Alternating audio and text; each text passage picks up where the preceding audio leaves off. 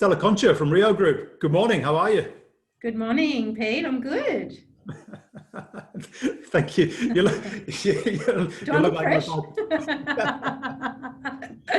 Oh, welcome to Recruitment Journeys, the podcast series. Thank you for being involved. yeah, my pleasure. I've been waiting for this moment. We're talking on a very exciting and significant day, Stella. Big news in your world. Yes. Let's just call it, for the time being, let's just call it the merger. It is the merger announcement day. So, yeah. Yeah, absolutely. I'm excited to be able to share it with you. So by the time this podcast goes live, you will have announced to the Australian recruitment industry what it's all about. But we will certainly touch on it in this conversation. We'll come back to it. But it's a very significant and exciting milestone in your career and your life. It is. It's kind of like the beginning. It's not even the end of a chapter. It's the beginning of a new book.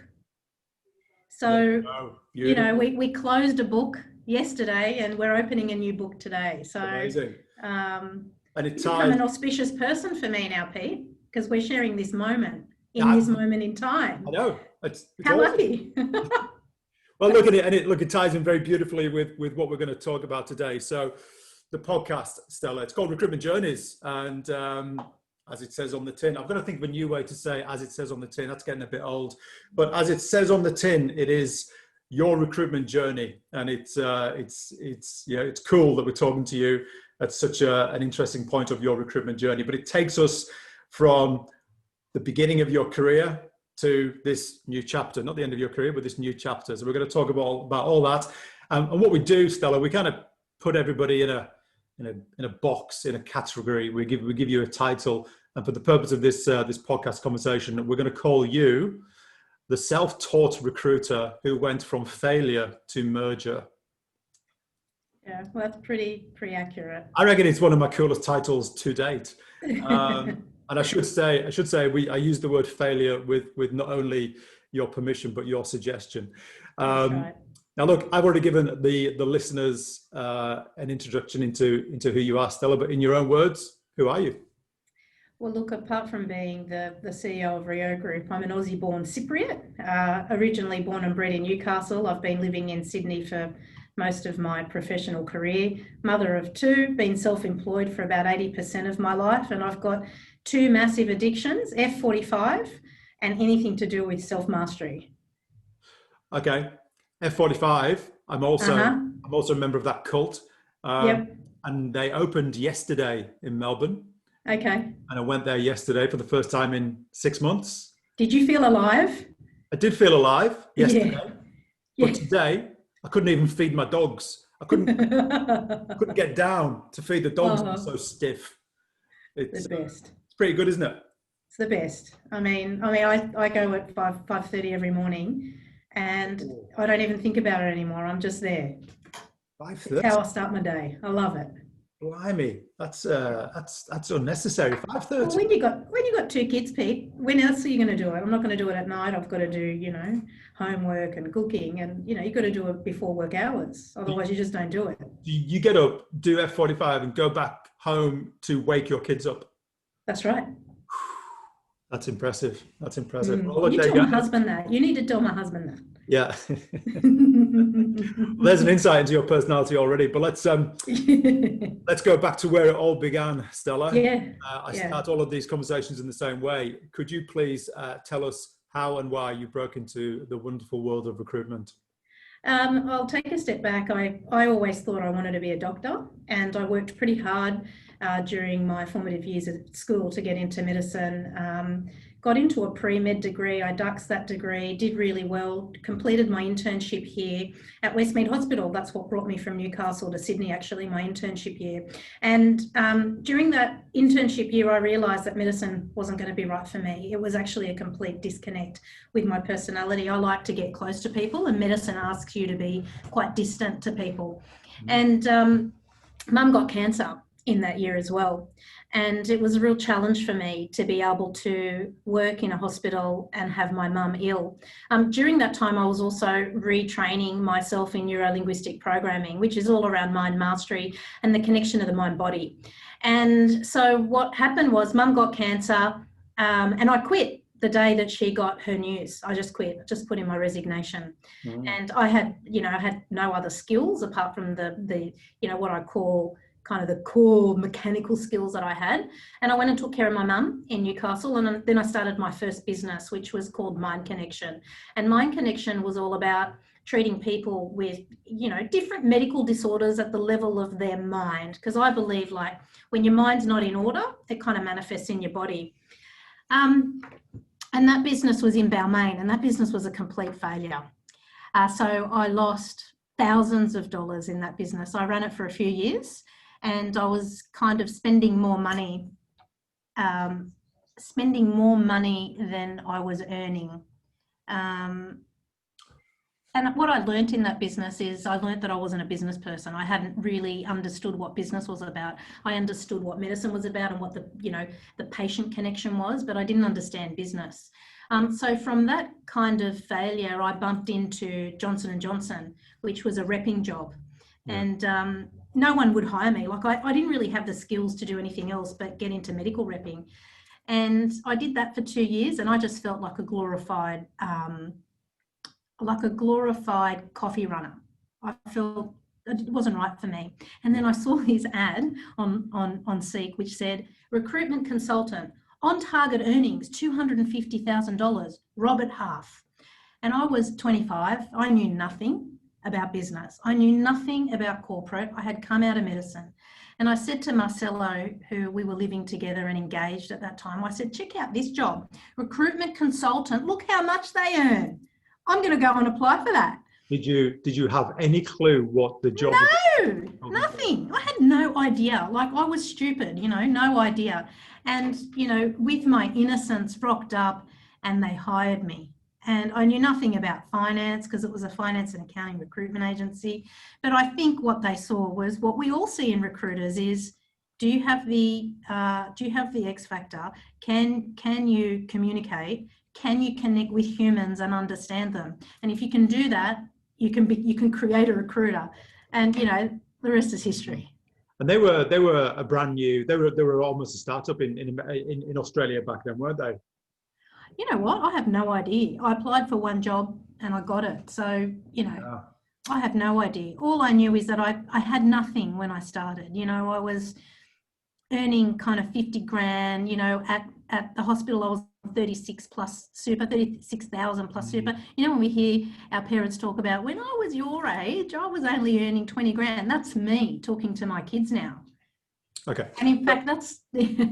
So tell me, so you arrived at Robert Half and they saw something in you. Did it click? Were you instantly good at it? Yeah.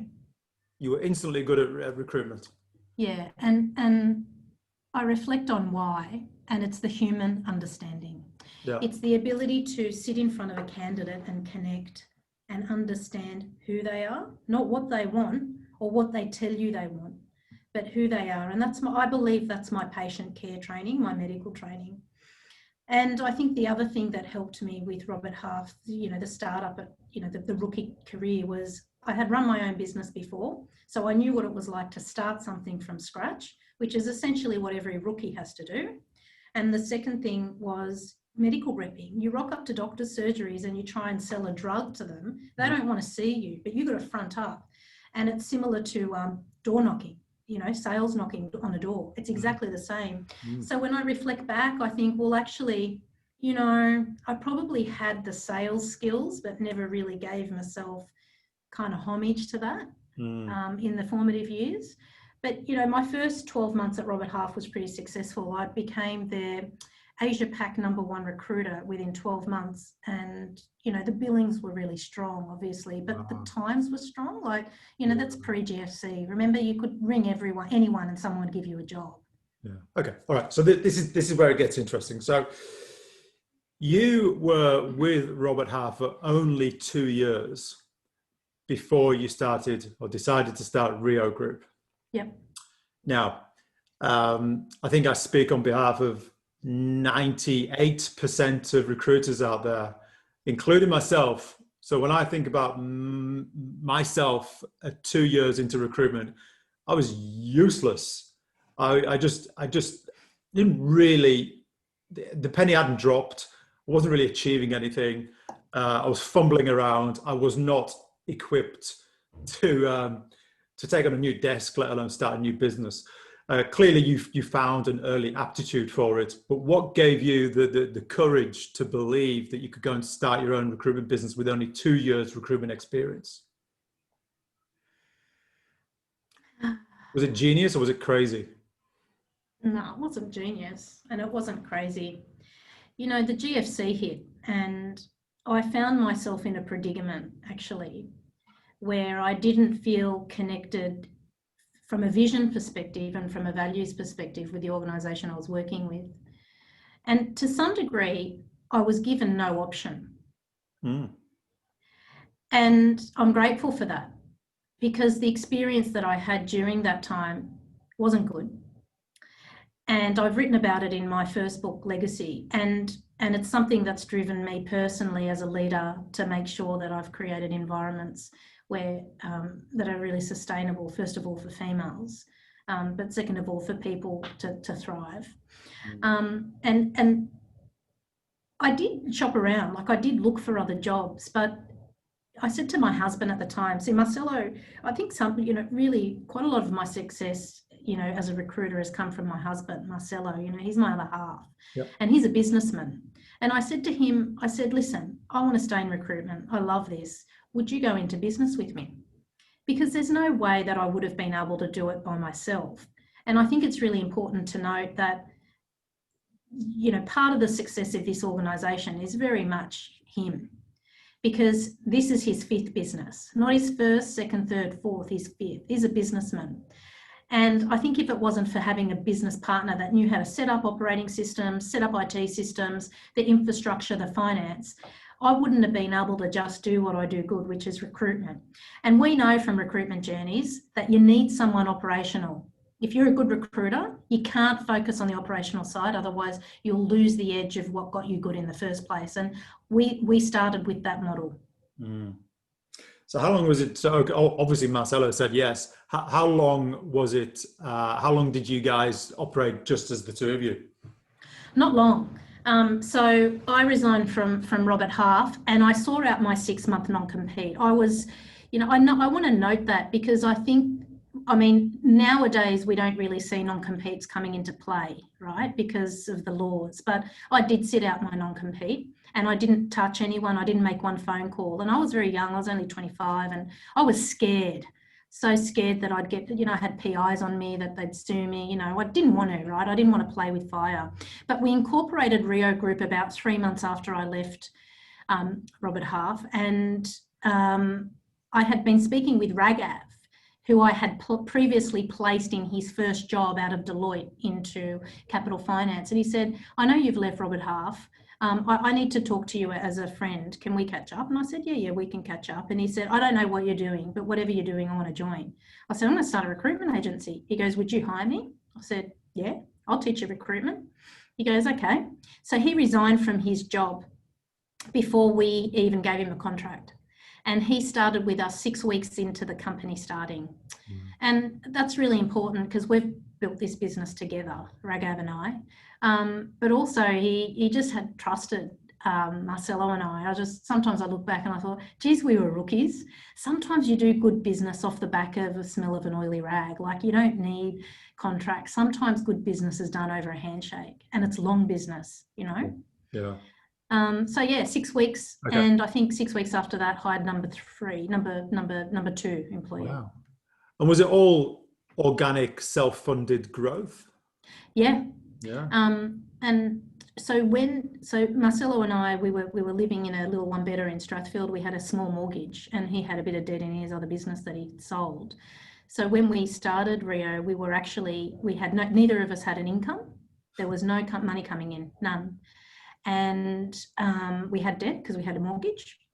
And we put money into the business to start it. I mean, we started in a professional office. We started with assets. We spent money. And when I look back at that, we just had absolute conviction that this was going to work. There was no fear around, is this not going to work? This is going to work. We're starting this, and this is happening. This is our life now. And I think the universe reciprocated with as much conviction back, because I think I picked up my first job on day 1 and I closed it on day 5. Wow. And that was a dual close with Aldi and Revlon. So they were both invoice number 0001. So we don't have invoice number 2. We just cut straight to number 3. There's so much of this story, which is crazy. I mean, 25 years old, 2 years in recruitment, in business with your husband.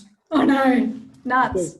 Because lots of people go into business because they know that their husband or wife or partner is bringing in a steady salary. When you look back at that time, when you think about where your head was it just a really exciting time? Was it fun, or were you terrified the whole time? You know, I just love, Robert Half gave me so much confidence, because they taught me a tool, a trade that I want to teach the world, which is how to recruit and how to make money. And they taught that to me. You know, they taught me that, and I had come out of medicine. Like, that's not, you don't get taught those skills, right? And, you know, one thing that I talk to rookies about when they come in is, you know, come and learn recruitment. I'll teach you that no matter where you are in your life, you'll know how to turn it around. If the economy turns and you lose your job, I'll teach you the skills that'll get you out of that strife. And that's what recruitment teaches. And that's what Robert Half taught me. So I didn't have fear, you know, because I was taught well. So this was all 10 years ago, and 11 years ago, and we're going to come to the very significant milestone that's happened, only announced to the industry today.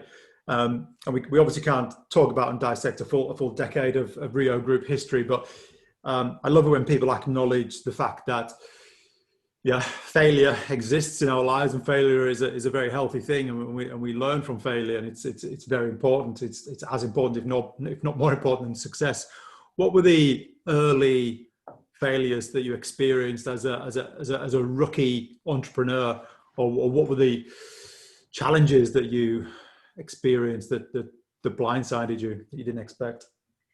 Well, first of all, like, looking back, my appetite for failure now is kind of there. Like, I've realized that failure is our best friend.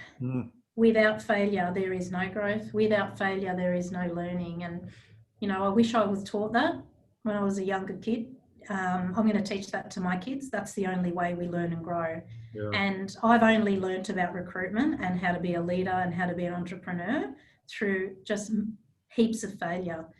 So some of the earlier failures, probably around leadership, was around, and I say they're failures because I just didn't know. It was kind of like, you know, when it comes to leadership and leading people, I didn't know. I've never been taught. I've never worked for someone that's taught me fair process leadership, or, you know, the political power within change, or how to identify culture issues and gaps and how to move them. I've never learnt any of that from any human. I've had to go and learn it through failure.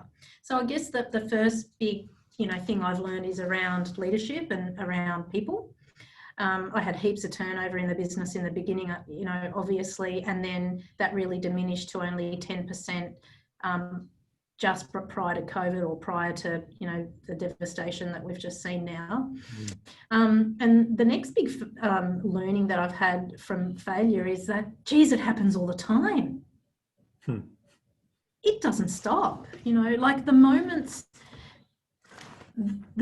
of failure don't stop. Like, they're like the waves in a sea. Like, they just keep coming. Just one comes, and then you ride that one, and then you think you're happy because you've just gotten over that big problem. And then the next one comes, and it's the attitude now. What I've realized is, you know, even through this merger is, this is a high that we're on today, but there's the next big wave's coming, and then the next wave's coming after that. And it's the attitude of being able to say, well, the more I feel comfortable with challenge and failure, the more waves I can ride. And then I become the surfer of the waves. They just come and, you know, we just ride over them. And then life becomes more enjoyable because, you know, we stop kind of losing ourselves in the challenge and we just start going, this is one, there's another one coming and another one coming. So how do we create joy through this process? That's been my biggest learning. It's fascinating, isn't it? It's and sometimes we don't learn from the first failure. Sometimes we'll make that. Well, I'm speaking about myself here. Sometimes I'll make the same mistake 2 or 3 times before finally the penny drops. But then it's locked in, and yeah. So as you say, it doesn't matter how long we're on this planet or in this job. The next one's around the corner. The other thing is like people's judgment of you. Like in recruitment, we worry a lot about what people think of us. That's our industry. There's a lot of bravado. And I found that really difficult in the beginning because I definitely didn't have the support of the industry when I started REO. There was a lot of, let's see this young girl fail. And that, I had to shut that out. I had to be quite stone-hearted with that. Otherwise my family wouldn't survive. And I think that worrying about the judgment of others is, you know, something that has taken me time to get over. And you know, I'm nearly 40, right? So I don't really worry anymore just because I'm older. But it's definitely something that I'm going to teach my 2 young girls about, you know, how to So go on. Yeah, just how to detach from the opinions of other people's perspective of you. Yeah. Because if I worried about what someone else thought of me, then I would be living my life through their lens, and therefore they are living my life and therefore they are controlling me. I'm not in control. So this is the self-mastery stuff that I was talking to you about. Like, you know, throwing myself into this kind of psychology and understanding that was really important to me to kind of move through the challenges that I was facing in the formative years of the business. Do you not think the industry is changing though, we are becoming much more thoughtful, sensitive, empathetic, understanding, compassionate recruiters to what it was 10 years ago, where it was all about shiny cufflinks and shiny shoes and compendiums strutting around the city, everybody trying to look slicker and sound louder than the next recruiter? I think it's changed a bit. Yeah. I think it's changing, and I think it's people like yourself, Pete, with the work that you do that's helping that change by bringing kind of the truth, you know, of what the industry is about, or what the truth of, you know, what recruitment's all about. I think it's changing, but I think what can help it change even more is having a deeper focus from an organisational perspective around people and culture, and providing career pathways for recruiters. Because career pathways is not really something that SME recruitment agencies can provide. It's something that the really big agencies provide. And often that comes with the shiny cufflinks and the compendium. So it's being able to understand, well, how do we create career pathways in our very grounded SME boutique agency network? Okay. All right, cool. So you learned the hard way. You were self-taught. REO trucked on.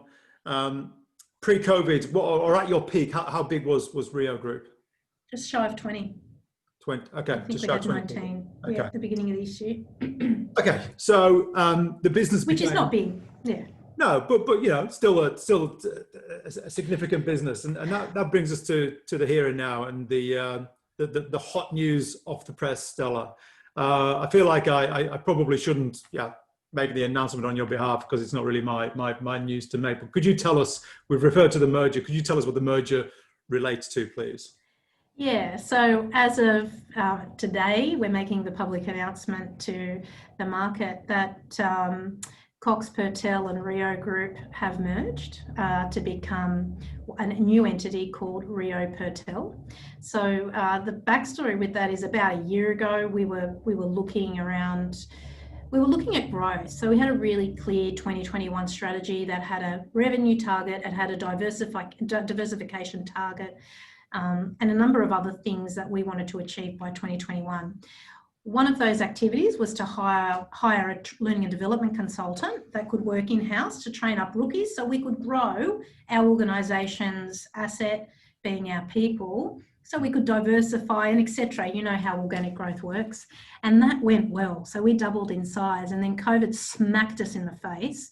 I mean, I had 2 big black eyes and a bloody nose, probably so did you.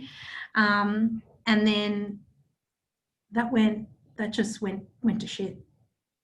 All of the investment that we made, and we made a lot of investment, just went overnight. And then, but at the same time, we were looking at M&A. You know, we were looking at different companies that we could acquire.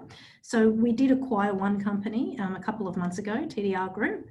And TDR is the director and owner of TDR is Joel Adams. Joel used to work at REO, and I hit him up a couple of months ago and I said, listen here, I've come back and this is what I envisage doing with Cox Purtell. And so he went, yep, I'm in on that journey.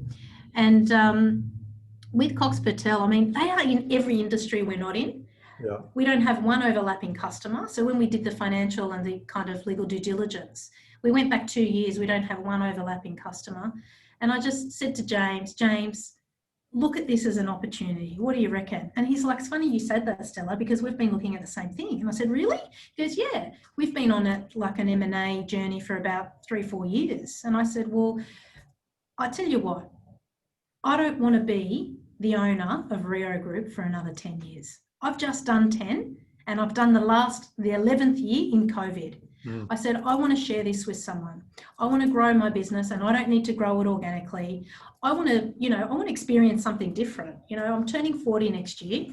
I want to know what it's like to be a smaller, owner of a bigger fish. I want to know what it's like to maybe float a business, maybe go through a trade sale, maybe just grow it to something really big where I can learn from a great CEO that we employ. Like, this is about learning and growing. I don't want to do the same thing over and over again. You can't eat the same food every day. Yeah. I mean, we're married, right? We're with the same man every day or the same woman every day. You can't have the same job every day. You can't have the same food every day. So I wanted that change. Anyway, I was sitting on a panel with Greg Savage and Nikki Beaumont, and it was about growth, right? The RCSA. And I'm smiling because I know the story that's coming. It's a pretty cool story. like, someone goes to me at the end, there was a Q&A series at the end, and someone says, oh, Stella, I'm interested to know, what do you see for the recruitment industry? What do you see as the future? And I said, we need to consolidate.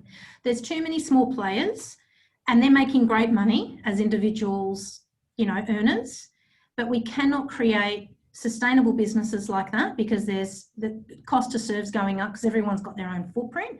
And also we're not creating career pathways for recruiters, which is ultimately the issue that's causing 50% turnover in the industry globally. So we've got to consolidate. We've got to do what PwC have done. We've got to do what Deloitte's done, what Ernst & Young's done. We've got to consolidate. And then I look at James in the audience. I said, James, for example, you and I should merge and we should become REO Purtell. And he looked at me and then I pulled him aside. You say this publicly. Yeah, publicly. And he looked at me. He went, oh. And then I pulled him aside at the end of that and I said, listen, I'm serious. Like, I'm looking at M&A opportunities. I'm looking at other people that we can merge with. I know you do everything we don't do. Do you want to have a chat about this? He goes, yeah. So we started the process. COVID hit. We stopped. Yeah. We stopped for 4 months because we both needed to just focus on survival and getting through this. And then in August, we started again. So essentially it's taken from August till now to do the full due diligence, and we're here. Here we are, new business. So on paper, it all fits perfectly. I get that. I'm fascinated to know, you obviously knew James in the market, James knew you in the market, but you weren't, were you friends? Did you know each other well? Okay. No. So how do you explore the kind of leadership compatibility? How do you know it's there? I mean, do you today know that it's going to work, or do you still think a bit of a risk there? We took a step before that. We actually saw whether we fit as families. Yeah. So the first meeting was families meeting, actually. So meeting his wife and his children. He met, obviously he knew Marcelo, but our children, we had a whole day as families together, and we got to know each other as humans, because you know what? We're in small business and we're in private business, and that needs to make sense first. The leadership comes second. If your values align, then you can do business. Just like when Raghav left his job to start with an agency that was a freshie, Like, this is where we started. So this was a handshake agreement from August. And it's been a really easy process to align on decisions like the governance framework, to align on things like our board structure, because we're fundamentally very similar people in how we want to live our life. So the vision was aligned in terms of our personal life and our values, and then the rest is business. The rest needs to make good business sense. So overnight, you become REO Purtell.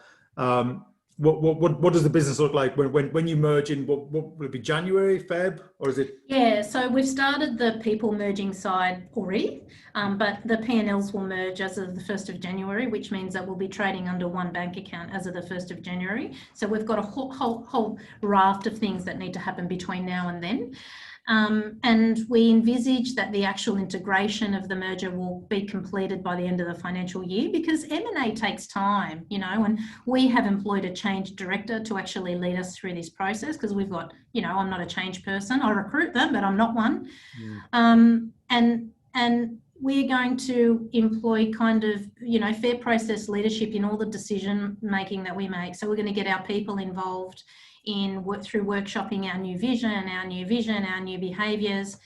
You know, we've got an employee share scheme that we're putting in place as well. So anyone that's starting with us at the beginning of this process has shares in the business, and then we've put together a percentage of equity away for future people as well. So when you think about it, although it's a 50-50 merger, we're actually going to be diluting our shares over a period of time to allow for our people to come up the ranks and have ownership in the business, because this is how we're going to succession ourselves to our next position. How many people will the two businesses be combined? So we're 25 now, and that's kind of after COVID, and we're both growing now. Although, you know, we have quite a few people wanting to join already, and we've got pretty aggressive growth plans, because now as a merged entity, the economics of the back end is really positive. It means that we've got the capex to actually grow, which is a great outcome as a result of us just coming out of COVID now. Do you pinch yourself when you consider the fact that within 10 years you've gone from rookie recruiter, rookie startup, rookie entrepreneur to merger of two very significant and well-known brands in the Sydney marketplace? Yeah, I'm just grateful. Like, I just want to remain grounded and grateful for this moment.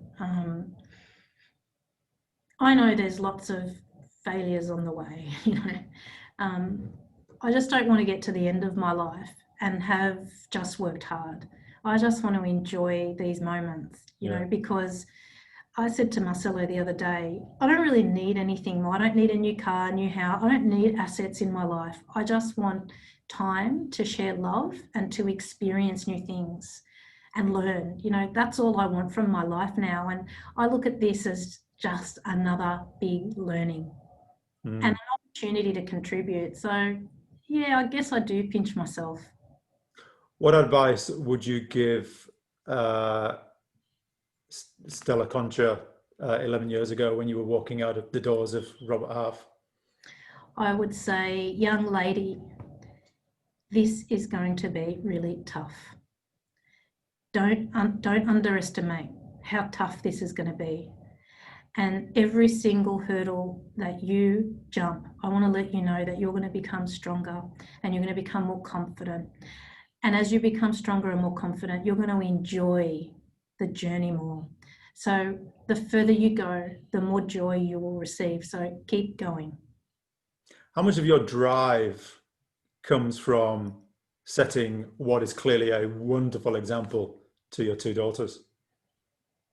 It's there. Yeah. It's there. And, you know, they're only young. They're only 6 and 8. Yeah. And I want them to be complete with who they are. I don't envisage them being, I don't have aspirations for my children to be, named people, rich people, anything like that. But I want them to be able to be complete and solid in who they are as humans. And that's all I want for myself. And that's all I want for the people that I interact with. Because I think when we can look in the mirror and be complete, it doesn't matter what we've achieved or what failures we have or, how much grey hair we have. I mean, I'm so grey at the moment. It's okay. It's okay. Embrace the grey. Right. Well, look, let's clearly, most recruitment businesses are just thinking, right, shit, let's go through COVID and cross our fingers that 2021 is going to be okay. You've got a very different agenda. Let's fast forward. I don't know. Let's fast forward 6 months. All the paperwork's taken care of. They found a vaccine. The sun's shining. Trump's gone.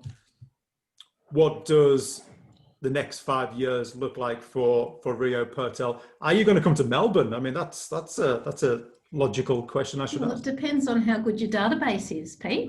Yeah. Fair enough. Yeah, look, we've got some pretty ambitious plans. First of all, it's cross-selling into each other's customers. I can't wait to get my fingers into government. I can't wait to get my fingers into, Purtell customer base. I'm excited about that. Excites me. That's just delicious for me. Yeah. The second thing is diversification. Healthcare. We've got, few cogs in the pipeline in healthcare and human services, logistics, operations. We just need to round out that in our insurance, financial services. And I think from there, I'd be interested to see how we could, expand into new across Australia without expanding our footprint. I mean, for me, this is about how can we be a digitally successful, digitally strategic agency that can, leverage things like Zoom and, minimise footprint, maximise output. I mean, these are the things I'm thinking about. Exciting. Yeah. I think the next couple of years are exciting for all of us. Everybody who's got through this just shitstorm, we deserve some upside, and your next chapter is more exciting than most. But you deserve it, Stella. You're an inspiration. That was it's an inspirational story for several reasons. Just shows how far you can get if you work hard, right? If you work hard and don't stop. Don't stop if there's a failure. Don't stop if someone gives you bad news, or if someone doesn't like you or gives you negative feedback on LinkedIn or negative feedback on something that you've done. That's just another wave. And trust me, there's another one. There's another bazillion of them coming. Let them come. Stella, thank you so much. Congratulations on the merger. Thank you. Great news, exciting news. And I wish you the best of good fortune for the next 12 months. Thank you, Pete. I appreciate it. Cheers, Stella. Take care. Cheers.